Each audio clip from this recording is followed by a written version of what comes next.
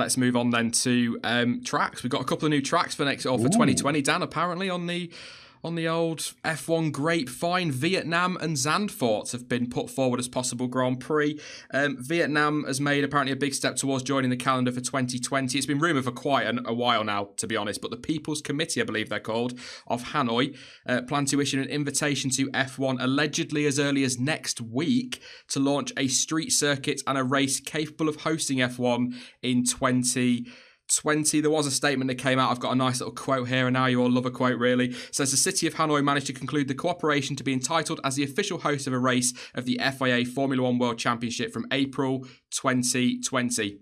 And this is something that's been doing the rounds for at least 2 years now, maybe 3. It was something, I think it was Bernie Ecclestone had previously stated that it was kind of one of his final acts before selling F1 to Liberty, that he was to land the deal with Vietnam, which was going to pocket them something around $50 million or something like that. So it's something that's been going around for quite a while now.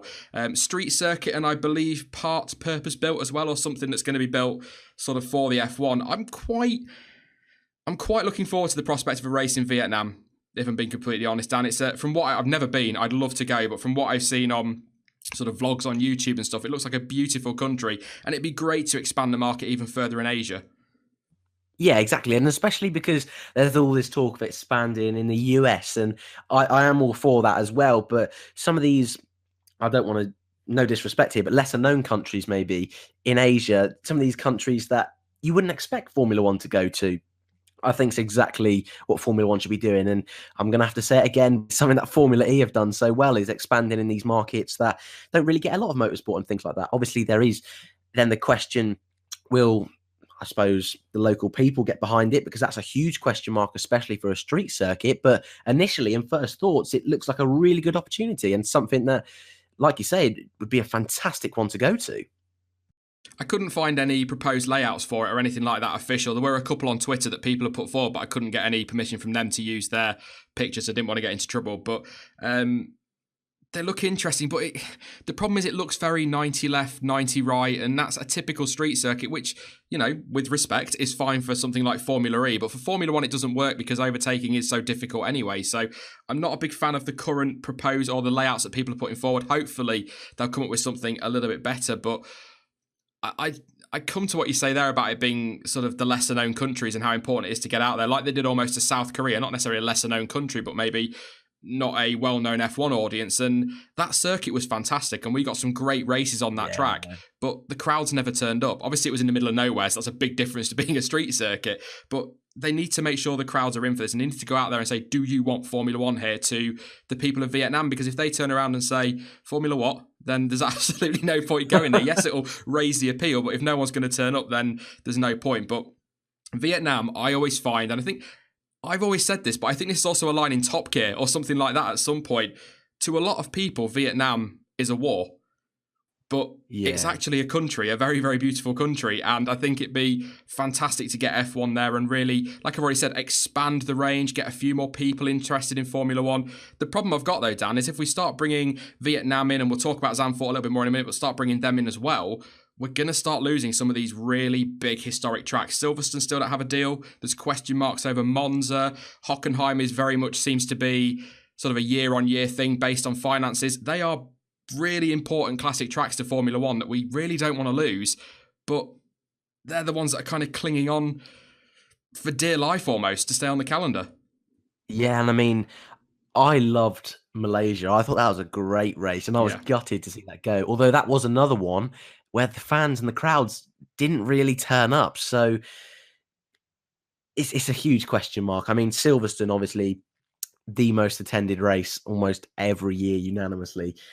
That one would be, I'm probably, this is slight biased as well because we're both British, but if that one was to go, that would be one of the biggest crimes ever in Formula One, and as well as the likes of Monza. I mean, if either of these two tracks are leaving, then that is just a huge disappointment.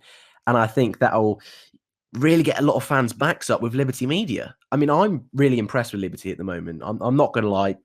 I think the majority of things they've done have been fantastic for the sport, but for things just as, I suppose, as silly as circuits that fans love, that's the sort of thing that, especially diehard F1 fans, that's really, you're going to turn on Liberty if they're doing things like that. So I am personally of the view that keeping those tracks on the calendar is much more important than expanding to new markets.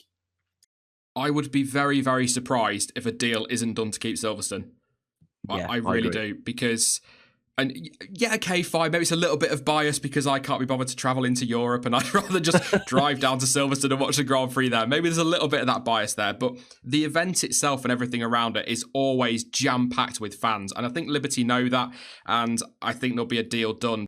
I mean, when it comes to Zandvoort, apparently there is an offer on the table from Liberty Media for them to host the race in 2020. And circuit owner Prince Bernhard said that if we sign now, the Netherlands will have a Grand Prix again in 2020. And others have said, and I'll quote them as well, with Max Verstappen, everyone is well aware that this is a unique opportunity. With all this hype around Verstappen, the fact that he's going to be around in F1 probably till he retires from Formula One, so at least another, 14, 15 years, possibly even more, it would be crazy for F1 not to try and cash in on that. That sounds terrible, doesn't it? But I think you know what I mean. Try and make some money from that and get that Verstappen hype and get a Dutch Grand Prix on the calendar for the same reason that they go to other places when you've got successful drivers. You look at the French Grand Prix, it disappeared for a while, but then all of a sudden we've got Grosjean and Ocon and Gasly, and suddenly let's go back to France. And it makes perfect sense commercially. So I think it'd be great. I love Zandvoort. It's proper.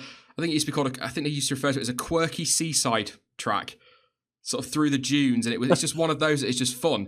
Apparently, by the way, if you're interested, Dan, they'll be paying an annual race fee of roughly $22 million. So they're definitely up for it and willing to pay the money. So go for it. Get it on the calendar. The other one, of course, is Miami. We'll talk about Zandvoort in a second.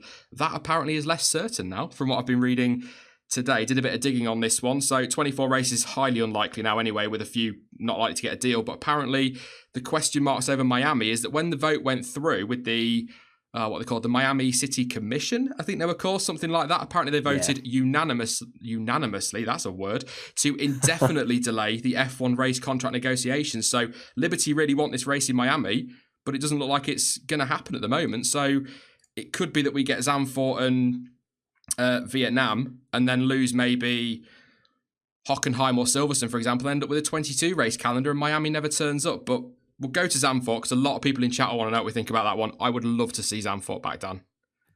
Yeah, and I think this is speaking on behalf of my channel here. No plugs, don't worry. But I know that the third largest region that watch my videos is actually the Netherlands. Same. I think about 10%.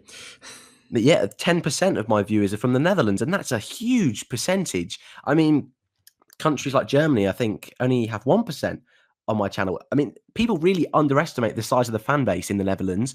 Even though they're only a small country, they haven't had a top-tier driver for quite some time. They haven't had their own Grand Prix. They're still out there. And now we're seeing the Orange Army absolutely everywhere. I mean, even this year, they inherited Austria and Spa, as they do every year, as they're almost their own circuit. So I think it's time they get their own circuit. And I mean, I've never had the privilege of watching a race at Zandvoort, but if I take your opinion on board, which I trust your opinion just about. I really wouldn't. Okay. Well, I trust it just about. I think it'd be great to go there. And I think it's about time the Netherlands get a track.